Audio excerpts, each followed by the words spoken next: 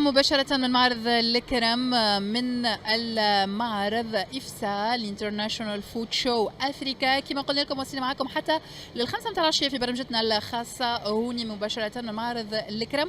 نمشيو نستقبلوا ديريكتومون ضيفنا الموالي، نقولوا عسلامة مسيو عبد العزيز. أهلا وسهلا بك. Bonjour. Bonjour, Bienvenue.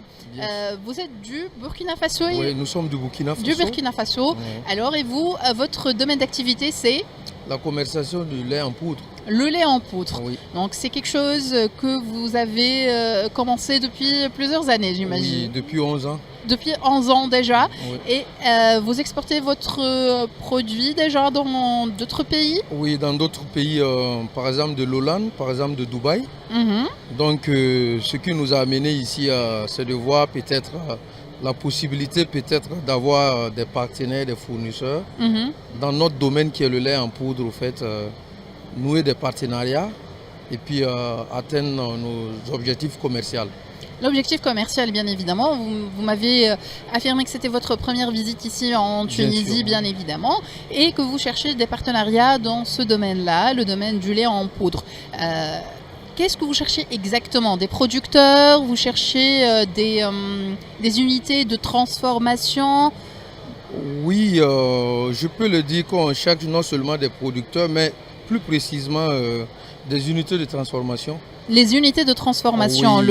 le transfert de savoir, la Voilà, technologie, Oui. quoi exactement? Bon, pas pour le moment le transfert du savoir, mais la matière même, la marchandise même. Le lait. Voilà, le lait même. Le lait Voilà, parce que frais comme... pour le transfert de technologie, il faut peut-être qu'on installe une unité chez nous Mhm. et puis essayer de voir le transfert de technologie. Pour le moment, on n'a pas installé. Nous sommes à la commercialisation. Et si le partenariat est vraiment résistant, on peut penser à autre chose, D'accord. plein de Donc, bonnes choses. Ouais. donc vous cherchez à nouer des relations commerciales avec les relations. producteurs de lait, les Oui. producteurs de lait, Oui, les unités de transformation de Oui.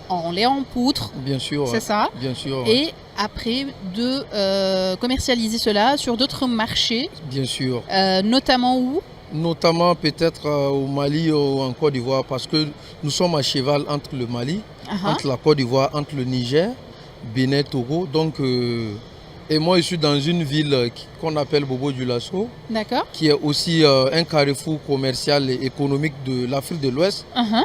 Quand on est à Bobo, on peut relier facilement la capitale malienne, la capitale de la Côte d'Ivoire, Ouagadougou, qui est la capitale du Burkina, et plein d'autres zones commerciales. Donc logistiquement, on va dire que c'est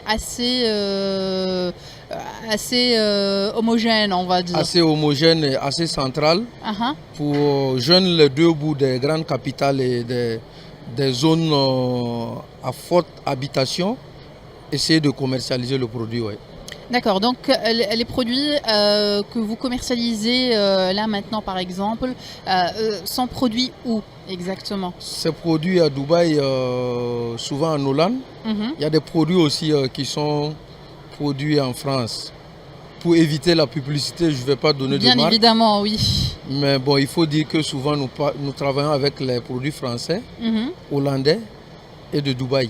D'accord. Ouais. Donc c'est là où vous êtes vraiment, vous produisez et depuis Dubaï, depuis la France, depuis Ouais, la nous a- Hollande, vous commercialisez vers l'Afrique. Voilà, D'accord. effectivement. Et là, aujourd'hui, vous cherchez peut-être un marché ici en Tunisie, ça sera bien évidemment bien plus rentable, j'imagine.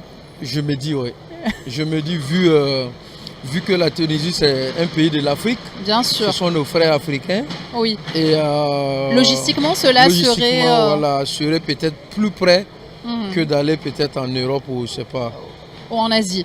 ou en Asie. Ou en Asie, Voilà, effectivement. donc Donc c'est des opportunités. Est-ce que vous avez déjà commencé, même avant d'être ici en Tunisie physiquement, est-ce que vous avez essayé de nouer quelques contacts, de prendre contact avec quelques producteurs, des chambres de commerce ou autres? oui, j'ai essayé d'échanger avec quelques partenaires, Mhm. mais comme le salon vient de s'ouvrir dès aujourd'hui, Oui.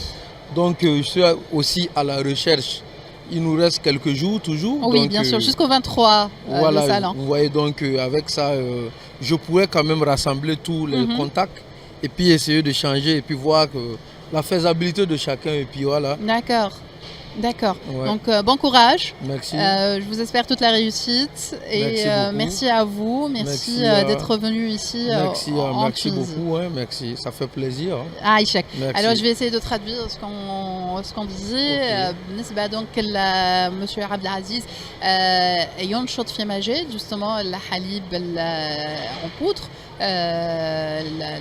ويحاول انه جوستومون يلقى مارشي هوني في تونس السوق التونسيه يلوج على المنتجين ومحاولي الحليب لانه بالنسبه ليه تنجم تكون التكلفه اقل بيسكو هو اليوم قاعد ينتج في الحليب هذايا البرا في اسيا بالتحديد في دبي والا في اوروبا في فرنسا والا في هولندا الشيء اللي سيغتانمون الكلفه نتاعو تكون عاليه لانه يصير من بعد التسويق في القاره الافريقيه وبالتحديد في مالي باغ اكزومبل والا بوركينا فاسو يقول انه بيان ايفيدامون بوتيتر تنجم تكون هذه فرصه ليهما انه يلقاو اسواق اقرب كما السوق التونسيه. احنا مازلنا مواصلين معاكم ومازلنا نستقبلوا في ضيوفنا بالنسبه لليوم بالنسبه لتغطيتنا الخاصه في الانترناشونال فود شو افريكا اللي يتواصل حتى نهار 23 جوان في معرض الكرم.